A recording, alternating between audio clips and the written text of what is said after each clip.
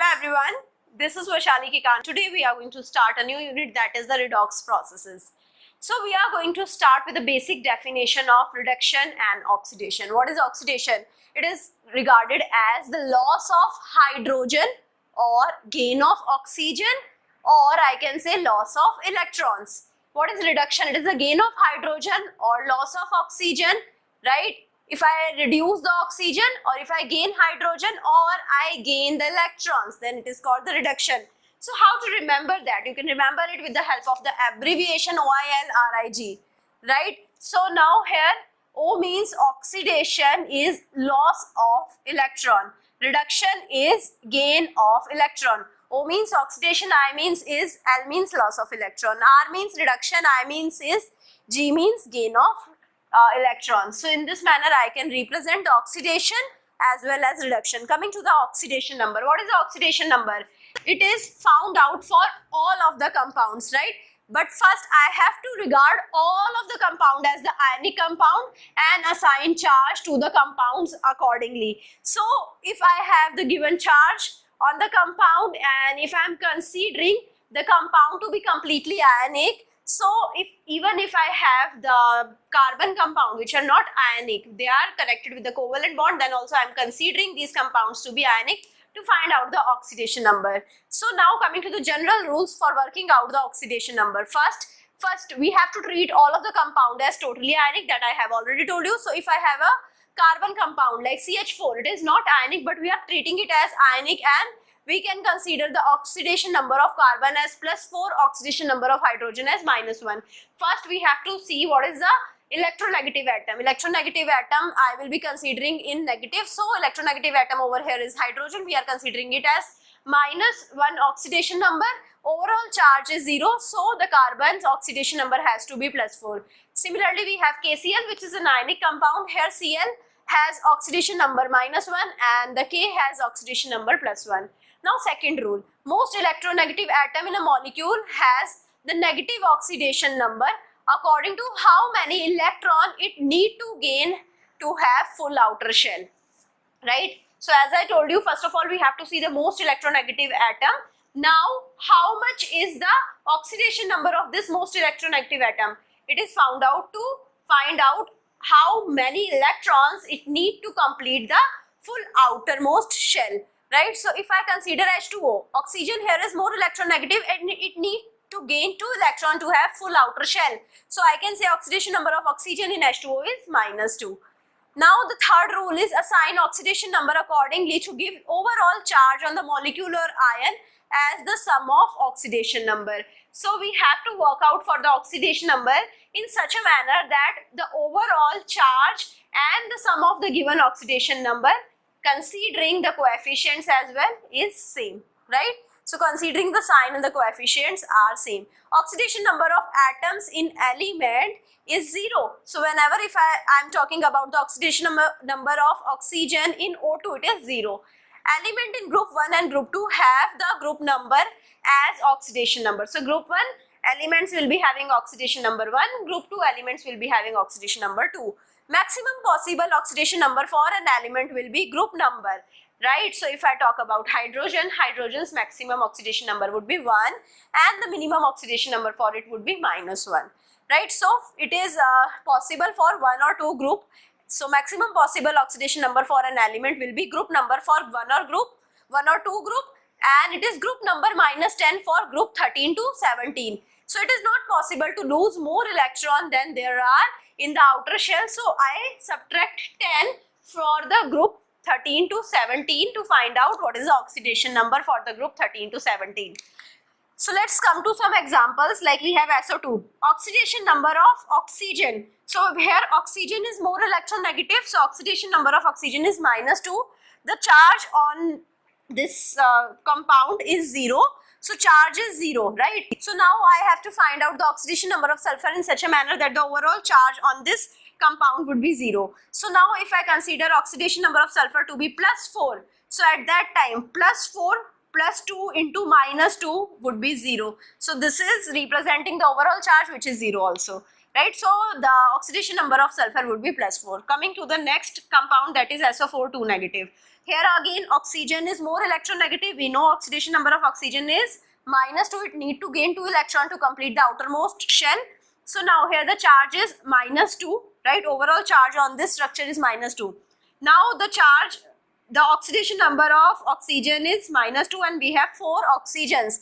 So -2 into 4 would be -8 and the overall charge will be equal to -2. So here I have to take the sulfur's oxidation number to be 6. So that 6 plus -8 is -2. Right? So 6 plus 6 minus 8 is -2. So that left and right charge would justify. Now coming to Cr2O7 2 negative. Oxidation number of oxygen here is -2. Charge, overall charge is -2. Oxidation number of Cr we have to take +6. So that 2 into +6 we have 2 Cr. So 2 into +6 would be 12 plus 7 oxygen. So 7 into -2 is equal to -2. That is the overall charge. So 2 into +6 is 12. 7 into -2 is -14, which is -2, which is equal to the right hand side as well. Coming to the H2O2, oxidation number of oxygen is -2, that we know. If I put the oxidation number of oxygen to be -2, the oxidation number of hydrogen is coming out to be +2, but it is the group 1 element, so it is not possible to have the +2 oxidation number of hydrogen, as the maximum oxidation number of hydrogen would be +1 only. So oxidation number of hydrogen is taken to be +1, then we work out for the oxidation number of oxygen. In this case that is coming out to be -1, right? So here we will not consider the oxidation number of oxygen to be -2. Coming to the metal hydrides, like we have NaH and CH2. Here hydrogen is considered as more electronegative and hydrogen has the oxidation number -1. Na would be having the oxidation number +1 and Ca would be having the oxidation number +2. Coming to the transition metals. Now here we have to find out the oxidation number by considering the charge on the ligands, right? So like first of all we have this ligand. Here we have the transition metal Fe, H2O6 2 positive. So overall charge is 2 positive. H2O is the ligand over here. H2O is charged or uncharged? It is not having any charge. So H2O is neutral. So all of the charges, all of the ligands are neutral. Ligands are here neutral. Charge due to the Fe is coming as the charge only over here on this structure. So Fe's charge is +2. So Fe's oxidation number is +2. Right? So NiCN4 2 negative. We all know Cn is the negative ligand, right? So it will be having the -1 oxidation number. All Cn will be having -1 oxidation number. So Cn4 will be having the -4 charge, right? One Cn was having -1 charge, so 4 Cn has -4 charge. Overall charge is -2, so that I will be considering Ni as +2. +2 minus 4 is -2, which is the overall charge. So in this manner you can work out for the oxidation number of any of the compound or any of the atoms inside the compound and the transition metal as well. Coming to the redox equation. So redox is a word which is consisting of reduction plus oxidation. So here if I have any equation which is constituting of reduction as well as oxidation equation, we will be dividing them into the half equations of reduction half equation and the oxidation half equation. So like we have the equation 2Br negative aqueous plus Cl2 aqueous gives 2Cl negative aqueous plus Br2 aqueous. So here the oxidation reaction is 2Br negative aqueous gives Br2 aqueous plus 2 electron. The reduction reaction would be Cl2 aqueous plus 2 electron gives 2Cl negative aqueous. So this is how this equation, which was the redox equation, is divided into the two half, oxidation and the reduction equation. Coming to the examples. The first example is Cr2O7 2 negative aqueous plus 6 Fe2 positive aqueous gives plus 14H plus aqueous gives 2 Cr3 positive aqueous plus 6 Fe3 positive aqueous plus 7 H2O liquid. So now if I divide it into the reduction and oxidation half equation, the reduction half equation would be Cr2O7 2 negative aqueous plus 14H positive plus 6 electron gives 2 Cr3 positive plus 7 H2O liquid. So coming to the oxidation half reaction, here we have 6 Fe2 positives in aqueous gives 6 Fe3 positive in aqueous plus 6 electron. Or I can simply write it as Fe2 positive aqueous gives Fe3 positive aqueous plus electron. So you can see over here, reduction means the gain of the electron. So here in the reduction you can see we have the gain of the electron, and here also in the oxidation we have loss of the electron. Right? So Fe2 positive is giving Fe3 positive plus electron. Now here in the reduction, if you work out for the oxidation number of Cr, then you can see it is the gain of the electron. Here also you can see in the oxidation is the loss of the electron, and here we have the gain of the electrons. This is the reduction. So coming to the next example, we have Br2 plus SO2 plus 2H2O gives H2SO4 plus 2HBr. So we can divide it into the reduction reaction, which is the gain of the electrons. So Br2 plus 2H positive plus 2 electron gives 2HBr. It's the reduction reaction. Oxidation reaction is SO2 plus 2H2O gives H2SO4 plus 2H positive plus 2 electron. This is the loss of electron. Coming to the balancing of half equation in the acidic solution. So whenever I have the acidic solution and I have to balance the half equation. So we have 4 steps. First of all, balance all of the atoms except hydrogen and oxygen. So we have to see all of the atoms except hydrogen and oxygen. We have to balance both of the sides. After that, we have to see the number of oxygens and add H2O to the side which is deficient in oxygen to balance oxygen. So if I have 7 oxygen deficient, so I will be adding 7 H2O.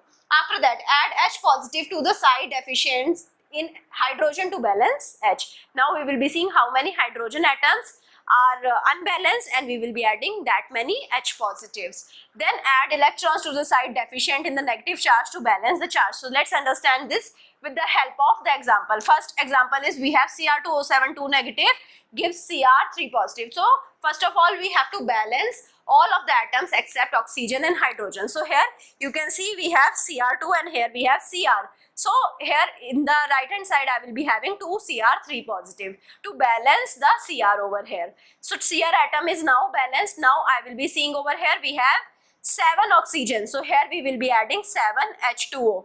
Cr2O7 2 negative gives 2 Cr3 positive plus 7 H2O. Now how many hydrogen atoms are here? So here we have 14 hydrogen atoms. So we will be at the left side adding the 14H positive. So Cr2O7 2 negative plus 14H positive gives 2 Cr3 positive plus 7H2O. Now I have to balance the electrons. So here we have 2 negative and 14 positive charge, and here we have 2 into 3 positive charge. So let's see over here what is the charge.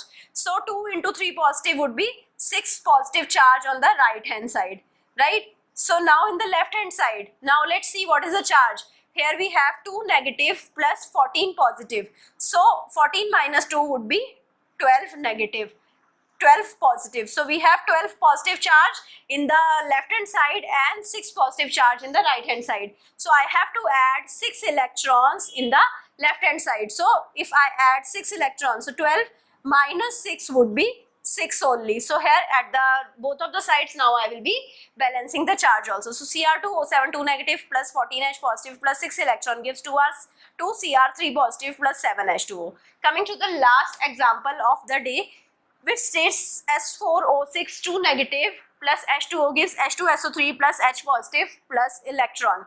Now here, so first of all we have to see how many sulfur ions are there. Here we have S4 and here we have S1. So now here I will be multiplying this with 4. So S4O6 2 negative plus H2O gives 4H2SO3 plus H positive plus electron, right? So now here we have 4H2SO3. Now we will be seeing how many oxygen atoms are required. So now here we have 4 into 3, that is 12 oxygen atoms in the right hand side. Here we have 6 oxygen atoms plus 1 oxygen atom in the left hand side. So now what we are doing, so here in the right hand side, right hand side we have 12 oxygen, in the left hand side we have 7 oxygen, right? So now we have to add 5 H2O.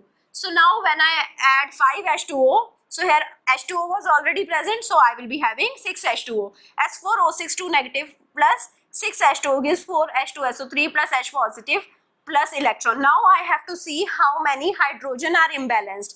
Here we have 12 hydrogen in the left hand side, right? You can see 6 into 2 is 12. Here we have 4 into 2, that is 8 plus 1, 9. 9 hydrogen in the right hand side. So what I have to do, I have to add 3 more hydrogen in the right hand side. So here I will be having 4H plus. So S4O6 2 negative, 6H plus 6H2O gives 4H2SO3 plus 4H positive plus electron. Right. Now what I have to do, I have to balance the electrons. Here what is the charge? 4 minus 1, that is 3 plus 3 charge is present on the right hand side. If I see the left hand side, minus 2 charge is present. So now what I will be doing? plus 3 charge is converted into the minus 2 charge by adding of 5 electrons. So when I add 5 electrons to 1 electron, I will be getting 6 electrons. So S4O6 2 negative plus 6 H2O gives 4 H2SO3 plus 4 H positive plus 6 electrons. So in this manner, we can balance the half equations in the acidic solution as well. So I hope you understood all of the topics that I have discussed today. Thank you so much.